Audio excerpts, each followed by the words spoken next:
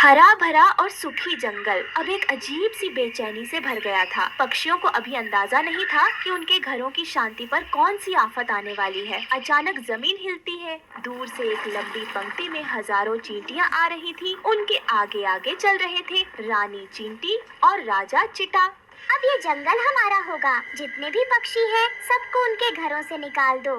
ये जंगल अब हमारी सेना के लिए है। पेड़ हमारे होंगे, शाखाएं हमारी होंगी। चींटियां पेड़ों पर चढ़ती है और घोंसलों को गिरा देती है। पक्षी डरकर उड़ जाते हैं। वहीं रानो चिड़िया का घोंसला भी टूट गया था। वो अपने बच्चों के साथ रो रही थी। मेरा घर, मेरा छोटा सा घोंसला जिसे मैंने तिनका तिनका जोड़कर बनाया था, वो अब मिट्टी में मिल गया। मैंने हर कांटे से लड़कर, हर तूफान से बचाकर इसे सजाया था। इन मासूम बच्चों को अब कहाँ लेकर जाऊं? ना कोई शाख बची, ना कोई ठिकाना। बारिश आने वाली है, ठंडी हवाएं चल रही हैं। क्या मैं इन्हें खुले आसमान के नीचे छोड़ दूं? नहीं नहीं, मैं माँ हूँ। मैं कुछ न कुछ जरूर करूँगी। चाहे जैसे भी हो, मैं अपने बच्चों के लिए फिर से एक आसरा बनाऊंगी। माँ, हम अब कहाँ सोएंगे? क्या अब हमें भूखा रहना पड़ेगा? नहीं मेरे लाल, नहीं। तुम्हारी माँ हार मानने वालों में से नहीं है। ये शाखाएं भले टूट गई हों, लेकिन मेरा हौसला अब भी जिंदा है। हमने कितने मौसम देखे हैं, गर्मी, सर्दी, आंधी, पर आज जो हुआ वो सबसे बुरा था। वहीं दूसरे पेड़ के पास एक मैना भी अपने टूटे घोंसले के पास बैठी रो रही थी। मेरे अंडे टूट गए। चींटियों ने कुछ नहीं छोड़ा, ना डाल ना पत्ता। मेरे बच्चे अब इस दुनिया में कभी नहीं आएंगे। एक बुजुर्ग कबूतर अपनी घायल पत्नी को संभालते हुए बोलता है। हमने तो हमेशा दूसरों को दाना खिलाया, कभी किसी का बुरा नहीं किया। फिर हमारे साथ ही ऐसा क्यों हुआ? तभी वहाँ गरुड़ आता है और गुस्से में बोलता है। काफी हो गया। अब हम कोई कमजोर नहीं हैं। हम आकाश के राजा हैं। आज मैं इन चींटियों को दिखा दूंगा कि ये जंगल किसका है। भीड़ चौंकती है। कुछ पक्षी डरते हैं। गरुड़ उड़ता है और सीधे चींटी सेना पर हमला करता है। चींटियां पहले डरती हैं, लेकिन फिर एकजुट होकर जवाबी हमला करती हैं। एक विशालकाय लाल चींटी गरुड़ की आंख पर वार करती है। बाकी चींटियां उसके पंखों को काटना शुरू कर देती हैं। गरुड़ भाई, नहीं, वापस आ जाइए, वो बहुत खतरनाक है। गरुड़ जमीन पर गिरता है। उसकी आंखें खुली की खुली रह जाती हैं। सन्नाटा छा जाता है। गरुड़ की बलि ने सबको सच्चाई का आईना दिखा दिया कि चींटियों से सीधे टकराना मौत को बुलाना है। रानो अपने बच्चों को और कसकर गले लगाती है। बाकी पक्षी मौन हो जाते हैं। अब समय है कि हम समझदारी से सोचें, नहीं तो एक एक कर हम सब मिटा दिए जाएंगे। फिर सभी पक्षी एक सभा बुलाते हैं और सरपंच चील भी आते हैं और सभी की समस्या को सुनते हैं। मेरा भी घोंसला गिरा दिया गया। अब मैं और मेरी पत्नी कहाँ जाएं? हमने शांति से रहना चाहा, पर इन चींटियों ने तो कोई कसर नहीं छोड़ी। अब बहुत हो गया। ये जंगल हमारा था और रहेगा। हमें कोई रास्ता निकालना होगा। पर सरपंच जी, चींटियों की तादाद बहुत है, उनसे लड़ना नामुमकिन है। हाँ रानो, लेकिन जीत सिर्फ ताकत से नहीं होती, समझदारी से होती है। और इस योजना में तुम्हारी भूमिका सबसे खास होगी। एक गुप्त स्थान पर चील, रानो और कुछ अन्य पक्षी योजना बना रहे थे। हमें जंगल की वो जगह ढूंढनी होगी जहाँ चींटियां अकेले में रह सकें, जिससे बाकी जंगल भी सुरक्षित रहे और टकराव भी न हो। हम उस ओर जा सकते हैं जहाँ झाड़ी और कांटे ज्यादा हैं। वहाँ पक्षी वैसे भी घर नहीं बनाते। लेकिन उन्हें वहाँ कैसे भेजा जाएगा?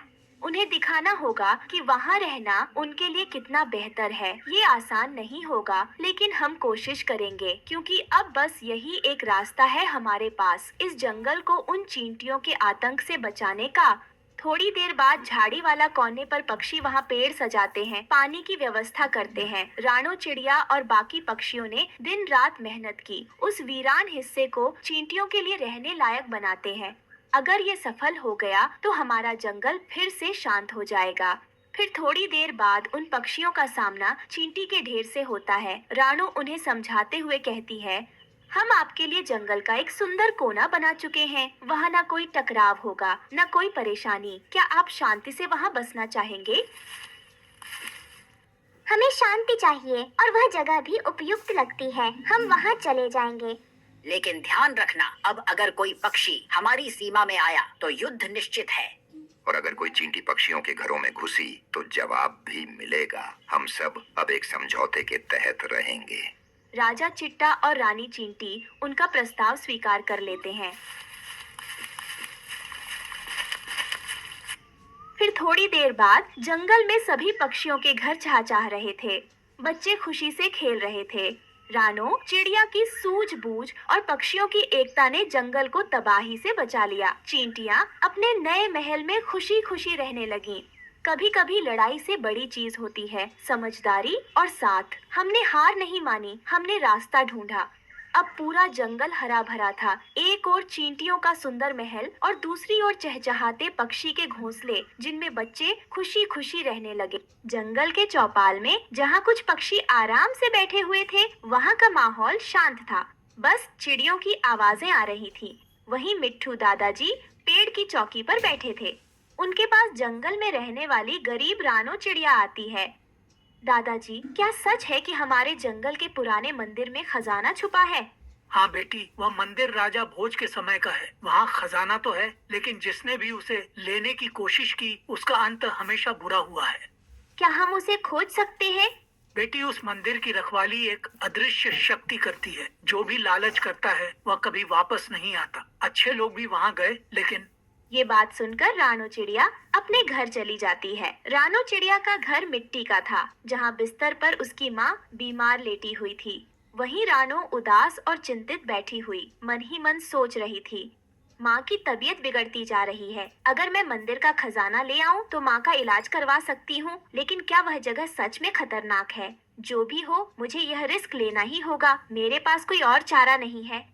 ये कहकर रानो चिड़िया हिम्मत करती है और अपने सफर पर निकल पड़ती है। घना जंगल, रात का समय, आसमान में बादल छाए हुए थे। अंधेरा चारों ओर था। वहीं रानो चिड़िया अपने पंखों में मशाल लिए आगे बढ़ रही थी। मुझे डरना नहीं है। माँ के लिए मुझे हर डर से लड़ना होगा। माँ की जिंदगी मेरे पंखों में है और मैं उसके लिए किसी भी हद तक जाऊंगी। चाहे यह जंगल मुझे डराने की कितनी भी कोशिश कर ले, मैं नहीं रुकूंगी। मुझे इस परीक्षा को पार करना ही होगा, अपनी माँ के लिए, अपने गांव के लिए और खुद के लिए भी। वहीं तेज हवा चलती है। मशाल की लौ कांपने लगती है। पेड़ों की शाखाएं डरवाने आकार बना रही थी। तभी एक जादुई रहस्यमयी जादुई आवाज गूंजती है, लौट जाओ, लालच का अंत बुरा है। ये आवाज सुनकर रानो चिड़िया के माथे पर पसीना था और उसके पंख कांप रहे थे। नहीं, यह मेरा वहम है। मुझे आगे बढ़ना होगा। फिर कुछ समय बाद रानो चिड़िया आखिरकार अपनी मंजिल पर पहुंच जाती है। प्राचीन विशाल मंदिर, जहाँ के दरवाजे पर जंजीरें, चारों ओर रहस्यमयी नक्काशी। तभी रानो चिड़िया की नजर उस पर लिखे हुए शब्दों पर पड़ती है, जो सत्य और साहस के साथ आएगा वही जीवित लौटेगा, लेकिन 3 पहेलियों का उत्तर ही दरवाजा खोलेगा। तभी अचानक से पत्थर की मूर्ति की आंखें चमकने लगती हैं। पहली पहेली मैं चलता हूँ पर मेरे पाँव नहीं। मैं रुकता हूँ पर खड़ा नहीं रहता। मैं लौटता नहीं, फिर भी सबका इंतजार करता हूँ। बताओ मैं कौन? ये सुनकर रानो चिड़िया सोच में पड़ जाती है। फिर अचानक उसकी आंखें चमकती हैं। समय, इसका उत्तर समय है। तभी दरवाजे की एक जंजीर खुलने की आवाज आती है। इसी तरह रानो चिड़िया बाकी की 2 पहेलियों का भी सही उत्तर दे देती है, जिसके बाद उस रहस्यमयी मंदिर का दरवाजा खुल जाता है। रानो चिड़िया देखती है कि मंदिर के अंदर एक विशाल हॉल, जिसके बीच में खजाने का संदूक रखा हुआ था। तभी अचानक से जमीन फटने लगती है और तेज रोशनी के साथ एक विशाल नागिन वहाँ पर प्रकट होती है। ठहरो चिड़िया, इस खजाने तक पहुंचने का साहस तुमने कैसे किया? मैं लालच के लिए नहीं आई, मैं अपनी माँ की जान बचाने के लिए यहाँ आई हूँ। फिर नागिन की आंखें चमकती हैं और वो रानो चिड़िया को घूरते हुए कहती है, हर कोई यही कहता है, लेकिन खजाना सिर्फ उसी का होता है जिसका हृदय पवित्र हो। अब तुम्हारी परीक्षा होगी। तभी 3 रहस्यमयी चक्र हवा में प्रकट होते हैं। एक पर वृक्ष, दूसरे पर जल, तीसरे पर सूर्य। सत्य की राह पर चलने वाला कौन सा चक्र चुनेगा? ये सुनकर रानो चिड़िया थोड़ी चिंतित हो जाती है, लेकिन वो हिम्मत के साथ जवाब देती है, सूर्य। सूर्य प्रकाश और सत्य का प्रतीक है। तभी चक्र चमक उठता है। पूरा हॉल रोशनी से भर जाता है। नागिन शांत हो जाती है। सही उत्तर। अब अंतिम परीक्षा, इस खजाने का उपयोग केवल भलाई के लिए करना। यदि इसे लालच में उपयोग किया तो यह तुम्हें नष्ट कर देगा। मैं इस खजाने का इस्तेमाल अपनी माँ के इलाज के लिए करूंगी और बाकी बचा अपने जंगल के लिए। फिर रानो चिड़िया खजाने के सिक्के लेकर मंदिर से बाहर आती है। चांदनी रात में मंदिर पहले से शांत दिखता है। फिर रानो चिड़िया अपनी माँ का इलाज करवाती है, गांव के लिए स्कूल बनवाती है। ये सब देखकर पक्षी बहुत खुश होते हैं। जंगल के चौपाल में सभी पक्षी इकट्ठा होते हैं। मिट्ठू दादाजी मुस्कुराते हैं। रानो, तुमने यह खजाना सिर्फ अपने लिए नहीं बल्कि जंगल के लिए भी इस्तेमाल किया। ये बहुत बड़ा काम है। मुझे यह समझ आया कि असली खजाना धन नहीं बल्कि ज्ञान और परोपकार है। ये बात सुनकर सभी पक्षी बहुत खुश होते हैं। इस कहानी से हमें सीख मिलती है कि कठिन परिस्थितियों में भी सही मार्ग चुनना ही हमारी असली एक घने जंगल में एक छोटी सी रानो चिड़िया अपने पति टुन्नू चिड़िया के साथ एक छोटी सी डाली पर रहती थी। वह दोनों गरीब थे, लेकिन वह प्यार से जीते थे। रात को जब सब सो जाते हैं, तब वे एक दूसरे से अपने सपनों को साझा करते हैं। रानो चिड़िया मुस्कुराते हुए अपने पति टुन्नू चिड़िया से कहती है, टुन्नू जी, एक दिन हमारे भी बच्चे होंगे। उनके साथ हम अपनी खुशियों भरी जिंदगी जिएंगे। हाँ रानो, एक दिन हम अपनी खुशियों भरी जिंदगी जिएंगे। एक दिन हमारी भी छोटी सी दुनिया होगी।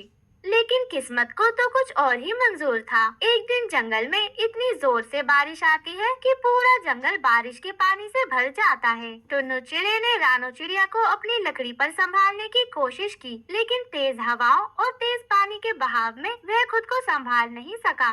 टुन्नू जी! रानो ने देखा कि टुन्नू चिड़िया पानी में बह चुका था। उसकी छोटी छोटी आंखों से मोती जैसे आंसू गिरने लगे। वह चीख रही थी, मगर वह कुछ कर भी नहीं सकती थी। उसका छोटा सा दिल टूट गया था, क्योंकि उसका प्यारा टुन्नू उससे शायद हमेशा के लिए दूर चला गया था। ऐसे ही रानो चिड़िया को दुख भरी जिंदगी जीते हुए कुछ महीने बीत जाते हैं। एक दिन रानो चिड़िया को एक पेड़ के नीचे एक सुरक्षित जगह मिलती है, जहाँ पर वह अपने नए अंडे देती है। रानो चिड़िया का दिल दुख से भरा हुआ था, लेकिन अब वह अपने बच्चों के लिए जीना चाहती थी। ऐसे ही धीरे धीरे दिन बीतते जाते हैं और उसके अंडों में से दो छोटे छोटे प्यारे प्यारे बच्चे जन्म लेते हैं। वह उनका नाम गुड़िया और कुकू रखती है। रानो चिड़िया अपने दोनों बच्चों को देखकर थोड़ा सा मुस्कुरा देती है, जैसे उसकी जिंदगी की एक नई शुरुआत हो गई हो। रानो चिड़िया अपने दोनों बच्चों को प्यार से देखते हुए कहती है, तुम दोनों मेरी जिंदगी हो, चाहे आंधियां आए या फिर तूफान। तुम्हारी माँ हर कदम पर तुम्हारे साथ खड़ी रहेगी। तुम तो मेरी ताकत हो, मेरा गर्व हो। जब तक मैं जिंदा हूँ, तुम्हें मैं कभी किसी भी दुख का एहसास नहीं होने दूंगी। तुम्हें कुछ नहीं होने दूंगी मैं। लेकिन जंगल में हर कोई साथी नहीं होता। वहीं पास में एक शातिर कौवा रहता था। वह कौवा बहुत ज्यादा दुष्ट था। कालू कौवे का दोस्त भुल्ला बाज था। वह दोनों मिलकर छोटे छोटे चिड़ियों के बच्चों को नुकसान पहुंचाते थे। एक दिन कालू कौवा देखता है कि रानो चिड़िया अपने बच्चों के साथ छोटी सी डाली पर बैठी हुई है। अरे अरे, ये तो नए मेहमान हैं। देख भुल्ला देख, आज हम डिनर में बिरयानी खाएंगे। हाँ हाँ कालू, आज तो कमाल का दिन है। छोटी सी चिड़िया और उसके नन्हे मुन्ने बच्चे, बिल्कुल बेबस और कमजोर। ये तो जैसे हमारे लिए ताजा ताजा शिकार है। आज की रात तो शानदार होगी। एकदम राजाओं महाराजाओं जैसे दावत उड़ाएंगे हम। रानो चिड़िया की छोटी सी जिंदगी अब खतरे में थी। ऐसे ही रात हो जाती है। रात के वक्त रानो चिड़िया अपने पेड़ की डाली पर बैठी हुई थी, लेकिन उसका मन अजीब सा बेचैन हो रहा था। उसे महसूस हो रहा था कि जैसे कुछ गलत होने वाला है। जैसे ही सुबह होती है, कालू कौवा और भुल्ला बाज वह दोनों उसके घर पर हमला कर देते हैं। रानो चिड़िया बहुत ज्यादा डर जाती है। वह चीखती है, चिल्लाती है। वह चिल्लाते हुए उनसे कहती है, छोड़ दो, मेरे बच्चों को छोड़ दो। अगर बचाने की हिम्मत है तो आकर बचा लो। आज तो हम बिरयानी ही पकाएंगे। रानो चिड़िया ने अपनी सारी शक्ति जुटा ली और बिना किसी डर के अपनी छोटी सी चोंच से कालू कौवे और भुल्ला बाज पर हमला कर दिया। उसने कालू कौवे के पंख को पकड़ लिया और जोर से खींचा और फिर भुल्ला बाज की आंखों पर एक नुकीली लकड़ी से वार कर दिया और फिर वह दोनों दुश्मन वहाँ से चीखते हुए वहाँ से भाग गए। रानो चिड़िया बहुत ज्यादा थक चुकी थी। उसने देखा कि उसके दोनों छोटे छोटे बच्चे गुड़िया और कुकू उसे देखकर मुस्कुरा रहे हैं। उनकी आंखों में आंसू थे, मगर इस बार दुख नहीं था क्योंकि वह जीत जो चुके थे। और फिर रानो चिड़िया अपने दोनों बच्चों को अपने गले से लगा लेती है और उनसे कहती है, मेरे बच्चों, दुनिया चाहे कितनी भी जालिम क्यों ना हो, एक माँ अपने बच्चों के लिए सब कुछ कर सकती है। वह दुष्ट कालू कौवा और बुल्ला बाज वह दोनों जाकर झाड़ियों के पीछे छुप जाते हैं। तभी कालू कौवा गुस्से में कहता है, ये छोटी चिड़िया कैसे जीत गई? ये तो एकदम नामुमकिन है। हमें ऐसे इसे अंडर एस्टिमेट नहीं करना चाहिए था। पर तू याद रखना कालू, ये कहानी अभी खत्म नहीं हुई है। दुनिया चाहे कितनी भी जालिम क्यों ना हो, एक माँ अपने बच्चों के लिए सब कुछ कर सकती है। ये